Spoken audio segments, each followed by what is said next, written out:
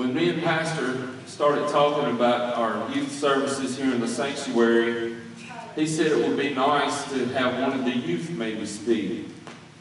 So the first person I thought of was, of course, Braylon. I don't know if you've ever heard him speak. He's great. He's talented. He's blessed. A true calling. And I told him to keep it within a time limit, but you know, he made the comment tonight, this afternoon when he was at my house. He said, I may be white and everything else, but I'm a black preacher. And I praise God for that. And if you know Braylon, that's the truth. That is the truth. So without further ado, I'm going to turn it over to the black preacher. Amen. Well, it's a good night in the house of the Lord tonight, isn't it? Amen. I just want to start by saying that nobody knew this message that I have prepared tonight. Not even my own mother, probably, hopefully not. It's been a secret to everyone. But the message that Pastor preached this morning laid a foundation for it so well. I have to say that his message has laid a foundation so well that it's time for me to finish building the house. So, turn, if you will, to 2 Timothy 4:1.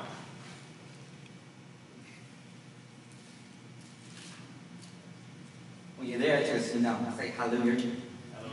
Hallelujah. 2 Timothy 4:1-8 states, I solemnly charge you before God and Christ Jesus, who is going to judge the living and the dead, and by his appearing in his kingdom, preach the message. Be ready whether it is convenient or not, reprove, rebuke, exhort, with complete patience and instruction. For there will be a time when people will not tolerate sound teaching. Instead, following their own desires, they will accumulate teachers for themselves because they have an insatiable curiosity to hear new things. They will turn away from hearing the truth, but on the other hand, they will turn aside to myths. You, however, be self-controlled.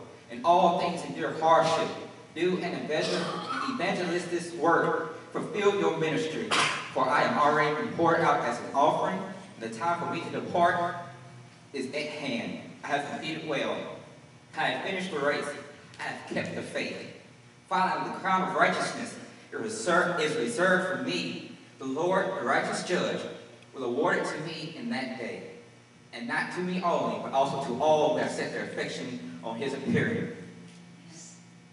Verse 3, I believe it is, says, for there will be a time when people will not tolerate sound teaching. Instead, following their own desires, they will accumulate teachers for themselves because they have an insatiable desire to curiosity to hear new things. Insatiable, by dictionary definition, says of an appetite that is impossible to satisfy. So let's replace that word with this definition. For there will be a time when people will not tolerate sound teaching.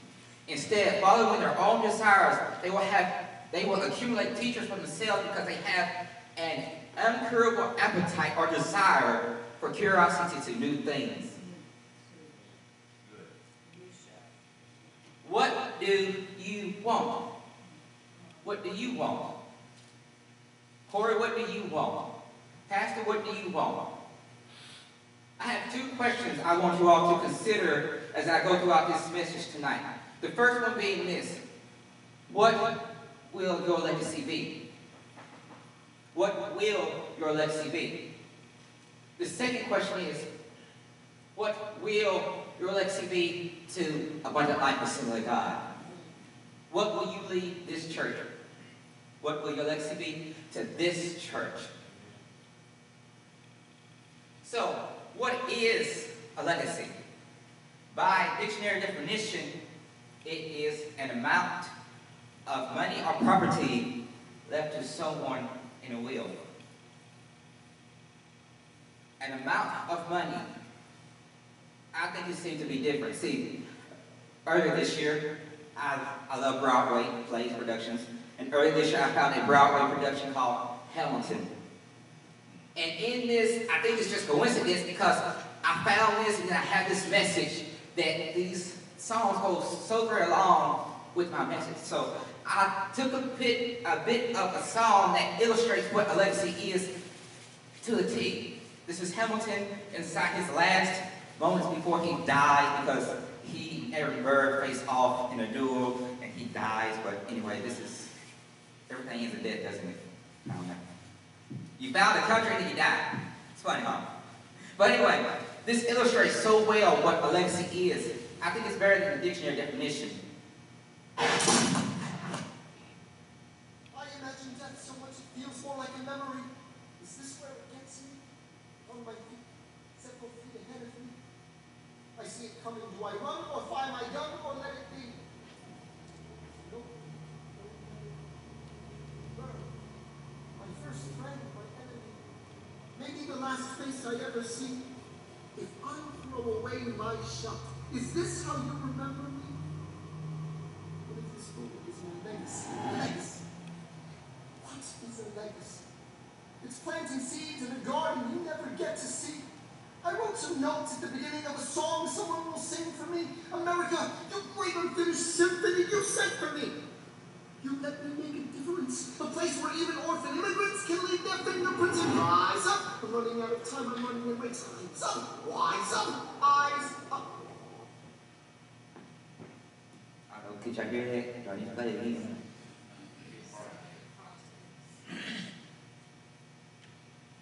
Well, as we heard it, it said that a legacy is planting seeds in a garden that you never get to see.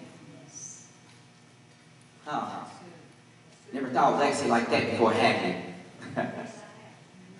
you? You do all this stuff to make a change in the world to be better, but yet you don't get to see the fruits of the labor that it comes out to be.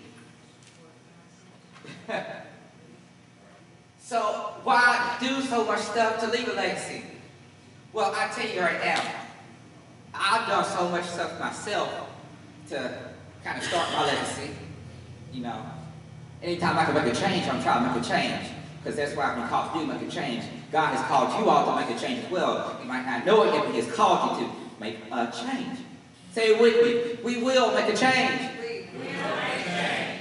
Yes. So, now, what my legacy may be, I don't know.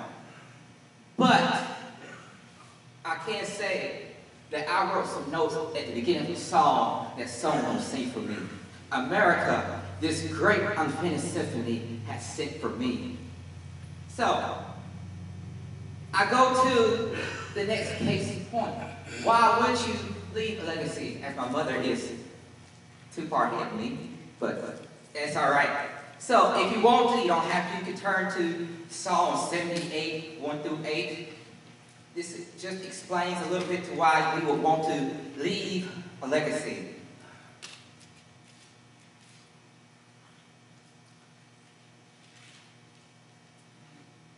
Psalm 78, 1 through 8 says, "Pay attention, my people, to my instruction. Listen to the words I speak.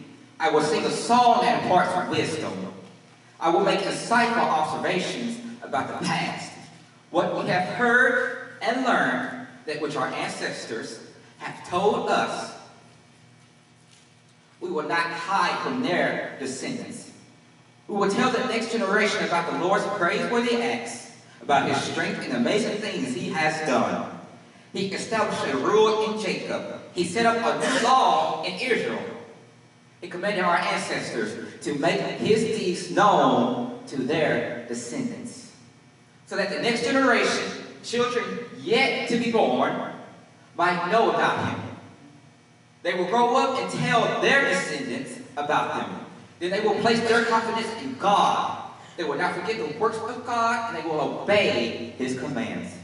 Then they will not be like their ancestors, who were a stubborn and rebellious generation, a generation that was not committed and faithful to God." So why leave a legacy? Famous poet Maya Angelou, I believe, said it best inside one of her books. I don't remember which book it was, but I was reading this book in like the 6th grade. Yeah, I'm very smart. I read Maya Angelou in like 6th grade. But she said I looked up the road I was going and back the way I come. And since I wasn't satisfied, I don't think you're hearing me. Since I wasn't satisfied, I decided to step off the road and cut a new path. So see, this is why we leave a legacy, because we are not satisfied with our current positions. We are not satisfied with where we are or the way we come. So we step off and we cut a new path to make better for ourselves and future generations. So the first reason why we should leave and want to leave a legacy is so that people remember who we were. Let's name a few people aside history just now who have done such a great job at illustrating this. Bill Gates, Steve Jobs, Mark Zuckerberg, all created different things inside the technology industry.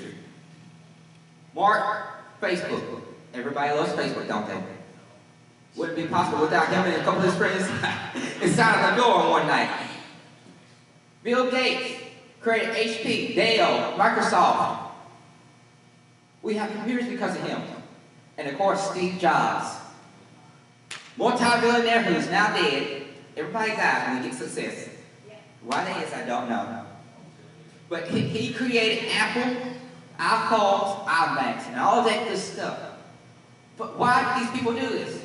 Why did they create all this stuff when they could have just sat stagnant and just live a normal life? Why? Because they want to give better to themselves, but also to the generations to be. That's why. That's just one reason why you should leave a legacy. Because you want to give better to people. Not only do you want to be remembered, but you want to give better to future generations. Do you catch what I'm saying? Do you catch what I'm throwing at you? Yes. Because see, now, they said I couldn't take too long, so I'm trying to speed this up. But what they don't know is, the faster I go is, and the faster I get to the good part of the message, the longer I take it. But you also leave a legacy so that you change the world. Yes. Here's a little something to think about. Can you leave a legacy without changing the world? No, you can't. Because those two things go hand in hand. It's like peas in a pod. You can't have one without the other. If you change the world, you're going to leave a legacy. If you leave a legacy, you're going to change the world. It's just how it is set up. There's no way around it. You can't help it. It's inevitable. But also, you leave a legacy so that, as it states in the Psalms 145:4, one generation will praise your deeds to another and tell about your mighty acts. I don't know about you, but when I'm dead and gone, 10,000 years, maybe 10 years, maybe a decade, I don't know. Sometime after I'm dead and gone, I want children to be studying about me inside history, about the things that I've done. Do you want the same thing? I mean, you see Martin Luther King. We study him every year inside school. We have a holiday dedicated to him. Someone, can't name everybody, but there's a lot of people we study.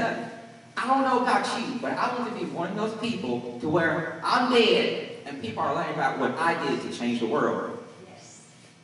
I mean, you want the same thing? If you want the same thing, I want you to say amen. Amen. So, brings me to the next thing. How can you achieve your legacy? How can you leave a legacy? Most of the time when people talk about leaving a legacy and how you can leave one, you hear nothing but positive. But I like to take a different approach. I like to talk about the negative. Because without the negative, you could not lead to the positive. So, one, you cannot achieve your legacy by piggybacking off of someone else. Just can't happen. If you believe that you can get somewhere in life, you can change the world by, maybe Stephen here, he goes and he wants to just get on quarterback and go where he's going. No, that can't happen. Not in a million years. You cannot piggyback off of someone else's legacy. It is impossible. 1 Corinthians 12:1. Now I got to back up because I don't know about him. I didn't think that through.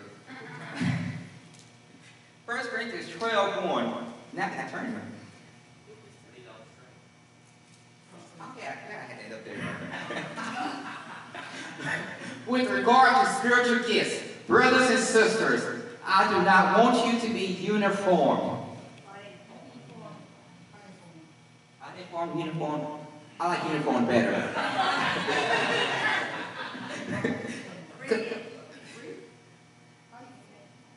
My version said that different. Either that, my eyes.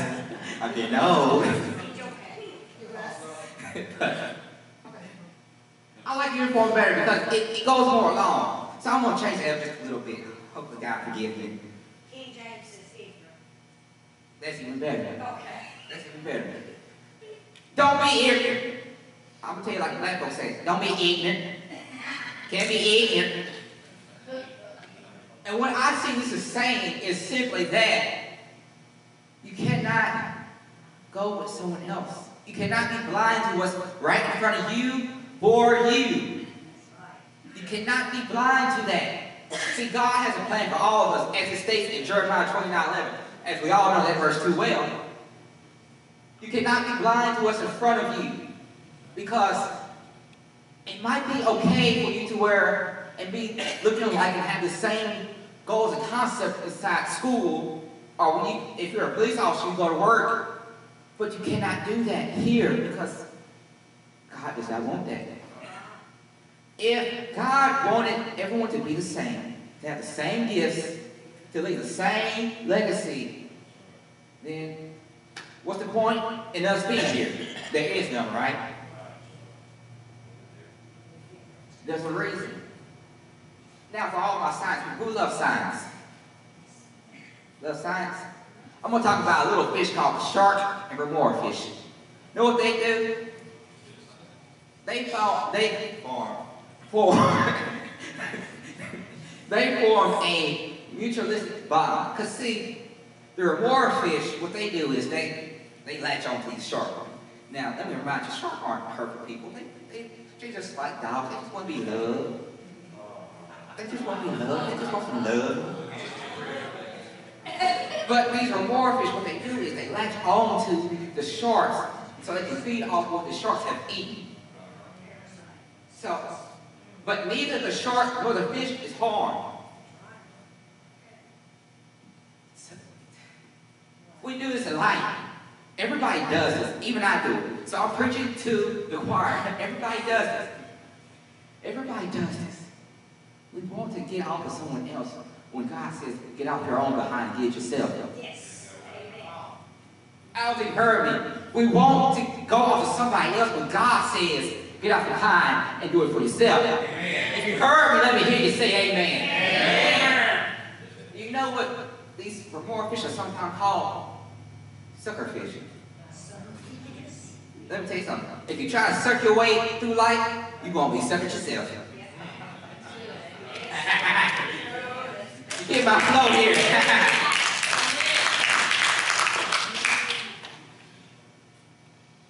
You cannot leave your legacy by building walls. Let me get across this to you for a second. I'm coming down here. Again. Well, I'm stiff because I probably did too much stuff yesterday, but you cannot leave a legacy by building walls. Now, before we left Whitefield and came here, it was a Sunday morning where it was spirit-filled at the church. I went to the altars. I got up and I had a message. To this day, I'm not quite sure what that message said exactly. So I knew it was of the Spirit, because, I mean, I got great memory. But I get up and I go to Pastor Jeff and say, Pastor Jeff, I have a message that the Spirit has laid upon my heart. So he hands me the mic a little bit hesitant because he knows how I am, and I can take forever. I'm trying to hurry up now, but I gotta watch out. But I talk about walls. on building walls and how people have built spiritual walls inside their life. And God wants to get across those walls, but we won't allow him to break them down when he's wanting to break them down. Same way here. You cannot build spiritual walls nor relationship walls in order to leave a legacy. They have to be broken down in a snap of a finger. Let me tell you something. Only one person is like this entire world that's built a legacy without building a wall. If you don't know the name of that wall,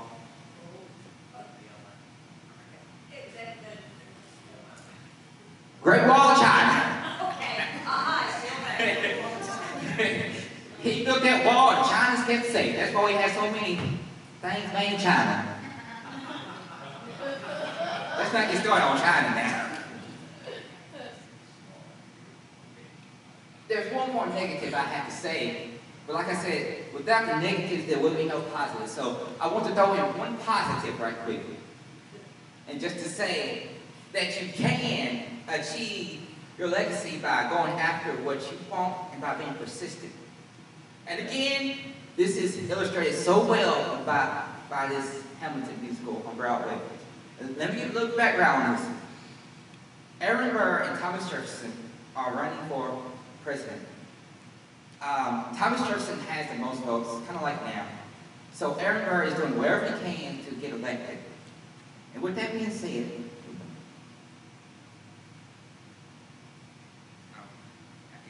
that's why. Silly me. Tricks for kids. I need a little more interaction. Yeah, I'll say dead. I don't like a dead church. Don't let me get started on John. Shout out John. Let me tell you about, I'm going to keep on going. Can we get back to politics, please? Yo, every action has its equal opposite reaction. John Adams, that's the bed. I love the guy, but he's a distraction. Poor Alexander Hamilton, he is missing in action. So now I'm facing Aaron Burr with his own faction. He's very attractive in the New Yorkers like his chances. He's not very forthcoming on any particular stances. Ask him a question and glances off, he obfuscates, he dances. And they say I'm a Francophile, at least they know I know where France is. Thomas, that's the problem. See, they see Burr as a less extreme man. We need to change course. The key endorsement might redeem you. Who did you have in mind? Don't laugh. Who is it? You used to work on the same staff. It might be nice, it might be nice to get Hamilton on your side. It might be nice, it might be nice to get Hamilton on your side. Talk less, smile more. Don't let them know what you're against or what you're for. Shake hands with him, charm her. It's 1800, ladies, tell your husband, vote for her. Well, he's gonna lose. That's just defeatist. Jefferson, Yeah, he's so elitist. I like that Aaron Burr. I can't believe we're here with him. He seems approachable. I think we could grab a beer with him. Dear Mr. Hamilton, your fellow Federalists would like to know how you'll be voting. It's quieter. Dear Mr. Hamilton, John Adams doesn't stand a chance, so who are you promoting? Jefferson over, we always lose. Jefferson over, but if you had to choose, dear Mr. Hamilton, John Adams doesn't stand a chance, so who are you promoting? Well, isn't Aaron Burr, sir, Alexander, created quite a stir, sir? I'm going door to You're door. openly campaigning. Sure. That's new. Honestly, it's kind of draining. Burr, Sir. is there anything you wouldn't do? No, I'm chasing what I want. And you know what? What? I learned that from you. Wowzers!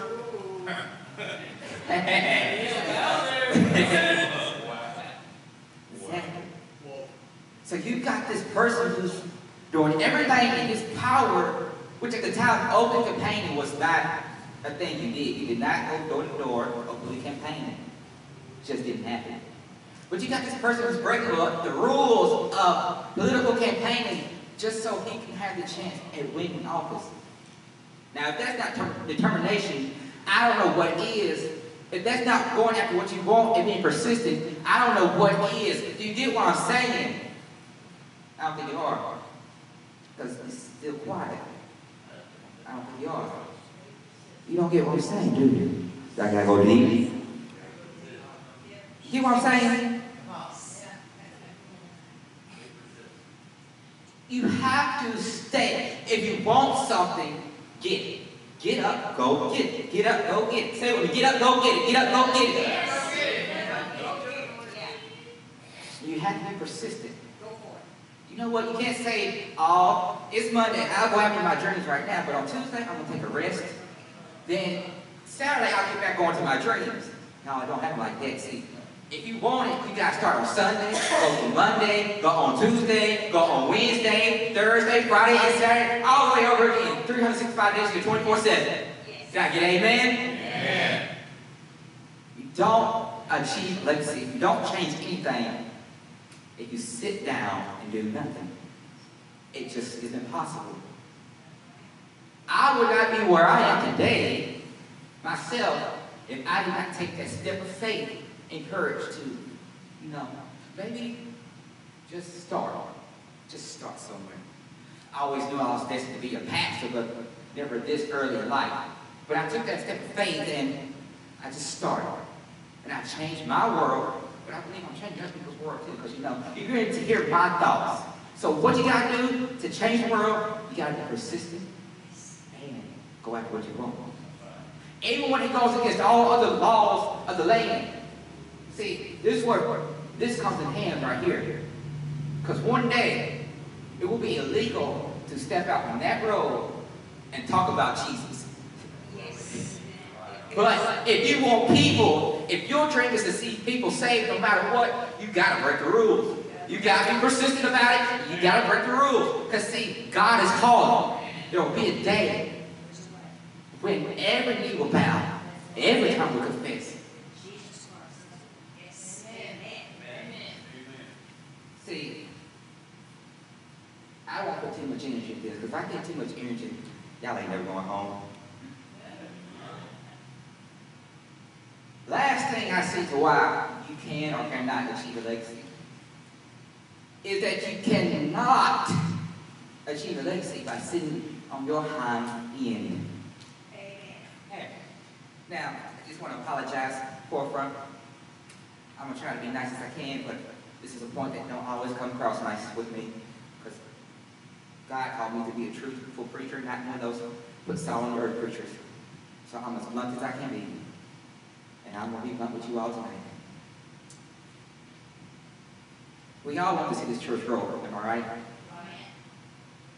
I want to see it grow. Miss Vicki wants to see it grow. Mama wants to see it grow. Miss Stephanie, everybody wants to see it grow. But it's not going to grow if all we do is sit on behind and do nothing. If we just sit here and say, well, I'll let them handle it. They can do it. No, you yourself get off your hind end and do what God has called you to do, because He put you on this place for a reason. If you want abundant life to be so abundant in attendance, don't leave it to just one person or two people. It takes a church. It takes everybody. And that not only goes for abundant life, but that goes also for every other church in Ripley, Tennessee. Every church inside the United States. And all those churches that are trying to perform inside China. Going a little bit back to China, this is fresh on my mind. Thank the Lord for mine. There are so many churches that are trying to be started inside China, but the government won't allow it. But see, they have a dream. They want to hear more about God. So you know what they do? They do everything inside their power in order to get the message. But over here, we take it for granted. We just sit here and we go through the emotions every Sunday. It's time for church, 10 a.m. It's Sunday school. 11 a.m., time for the morning worship service. We get up there, we stand up, go through all the emotions, even though we aren't feeling a thing. Then we go home and eat, take a nap, maybe, if you can do that. If you can't, that's fine. I like taking naps because school has tore me down like a moon. But then we come back at 6 o'clock at night for one more hour. Sometimes. There's some people who are so faithful to church, they're here every service. There's some people who are like maybe one service out of a month. I'm just being truthful, am I not? If you believe I'm being truthful, I need you to speak up. Yes.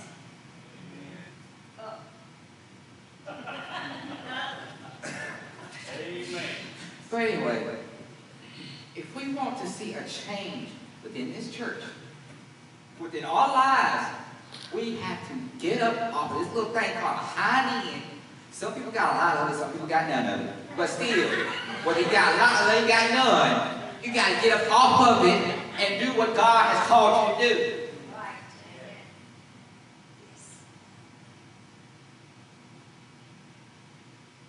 There's so many things that have to take place before a move can take place. Let me tell you, just go off a little tangent right quick. Let me talk about Josiah. Anybody know about Josiah? Who he was and what he did? I got another message on this. It was going to be a message at first, but then I came to this. But anyway, Josiah was 8 years old when he became king. He later sent someone to the house of God to uncover the scroll of the law, the book of the law. And when he found out that the people were not living according to the book of the law, he tore his clothes. He was so frustrated that he repented for the people. In a way, he acted as Jesus on a lesser scale. Let that sink in for a minute. Josiah acted just like Jesus because he repented for other people's sin. I was going to say, not me. You did the crime, you paid the time. I'm not paying your time for you.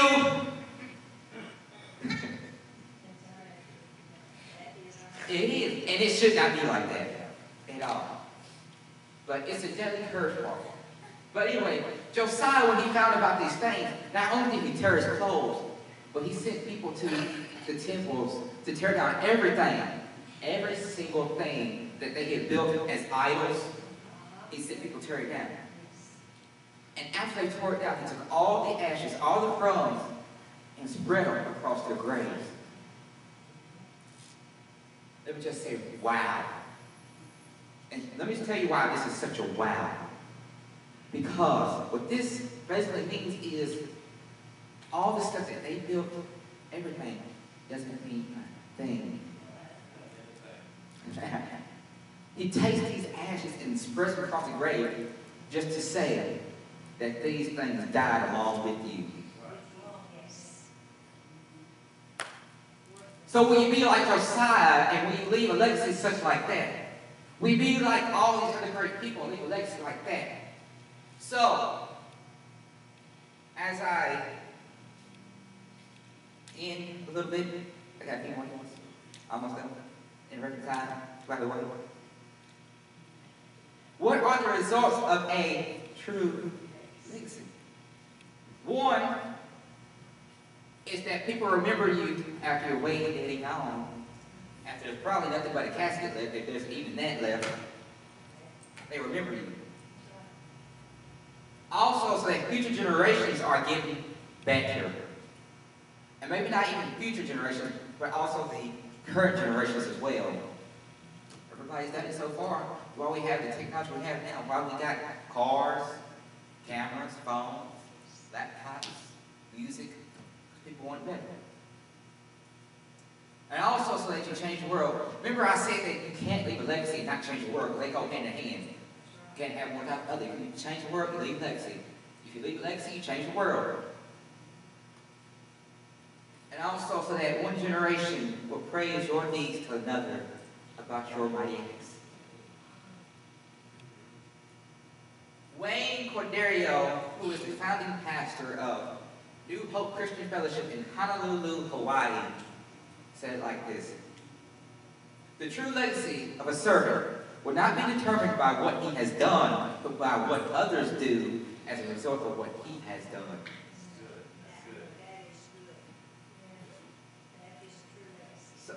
So what am I saying? So you mean tell me how to preach all this stuff about how you can leave a legacy and why leave a legacy, but saying it doesn't matter? No, listen.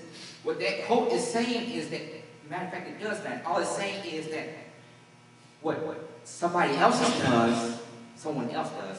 Am I correct, remember? What someone else does because of what I've done, that's my true legacy right there. About what someone else does because of Corey, that's his true legacy right there. About what someone else does because of Sister Carolyn, that's her true legacy. About what someone else does by Miss Kathy, that's her legacy. About what someone else does because of what you have done. That is what you get from a true legacy.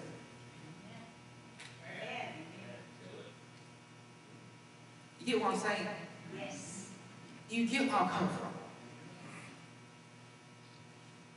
If there's two things I want you to remember, is that you gotta get to moving. If you want to change something in the world, in your own life, or in this church, you gotta get to moving. You gotta go. There's 4 letters, 1 word. It's called move. Move.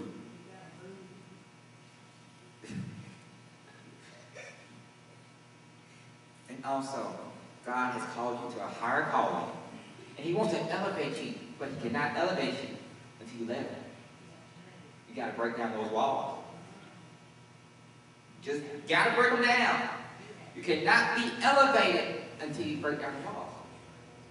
It's like when they build a new building, they can't put in an elevator until they break down that wall. You know what I'm saying? I figured y'all sort of tired. So you see why I said I'm a black preacher? I can go forever. But anyway, you remember those 2 questions I asked you to just ponder on? The first being, what do you want your legacy to be? What will your legacy be? If you got a piece of paper, or maybe you got a phone, I want you to write this question down. What do you want your legacy to be? I just want you to, as you go out through the week, this week, maybe next week, I want you to think, what do I want my legacy to be?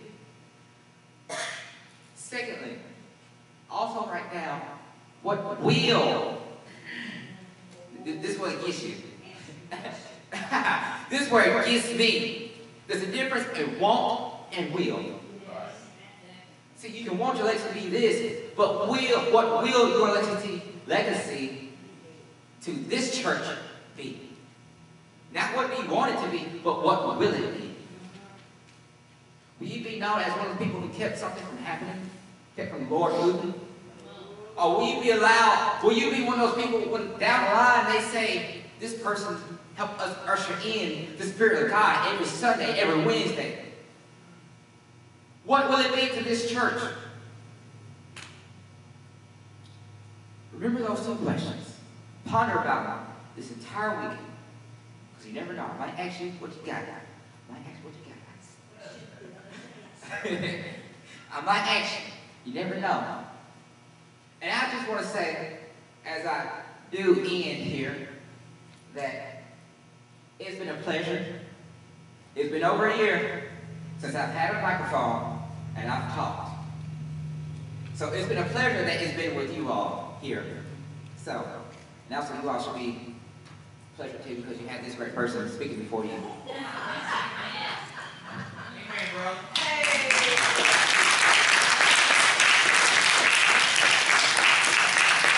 And when we do the altar call, if you feel that God has spoken to your heart, that He has said it's time for you to do something, He has spoken your legacy to you, I want you right here. There's no more than 30 people here tonight. I don't see why there shouldn't be all 30 people inside the altars. And the Bible times they had 1 and 2, because all they had, but they was all in the altars. Sometimes we do a little too less than what God has asked us. When we should go exceedingly and abundantly over what He has asked. I want to turn it back over and just say that I finished early. Give him a hand.